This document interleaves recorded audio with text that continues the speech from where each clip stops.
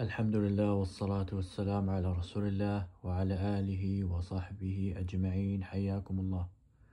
اليوم عندي رسالة لمحمد بن يعقوب الكليني، من أكبر علماء الشيعة، صاحب أعظم كتاب حديثي وفقهي وأصولي، وهو كتاب الكافي، وهو مرتبة الأولى من حيث الاعتماد على أحاديث الكافي. هذا الكليني، أنا عندي رسالة له. أنت يا الكليني إيش سويت؟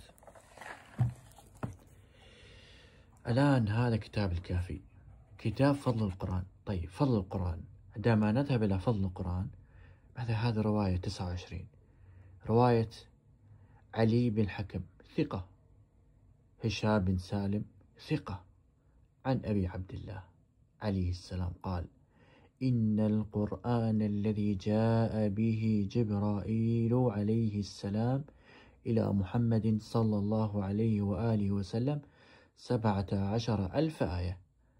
طيب، أولا هذا القرآن ليس فيه 17,000 آية، فيه 6,000 ونف.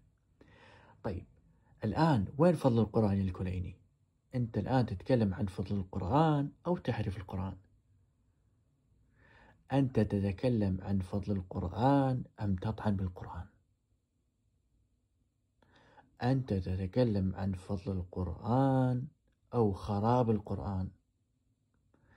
رواية سندها يعني من أوثق الرواة،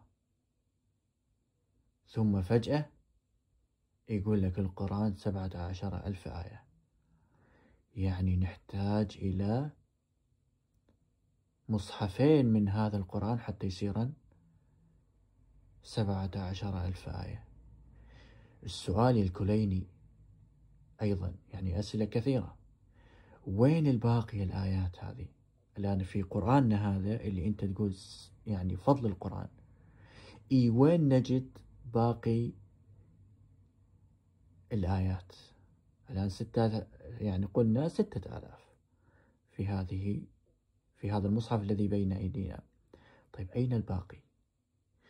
إذا أنت لا تتكلم عن فضل القرآن، أنت تطعن بالقرآن وتسيء إلى القرآن وتعتقد بتحريفه. لذلك علماء الشيعة عندما ترجموا الكليني والكافي قالوا: وكان يعتقد التحريف في القرآن لأنه روى روايات في هذا المعنى. والذين قالوا هذا الكلام لم يكذبوا على الكليني ولا على الكافي، يعني قالوا أن الكليني أتى بروايات كثيرة تطعن بالقرآن صراحة. إذا نور الطبرسي ألف كتاب فصل الخطاب في إثبات تحريف كتاب رب الأرباب، فالكليني هو اللي أعطى هذه البلوى، الكليني هو اللي جاب الروايات. وصلى اللهم على سيدنا محمد وعلى آله وصحبه أجمعين.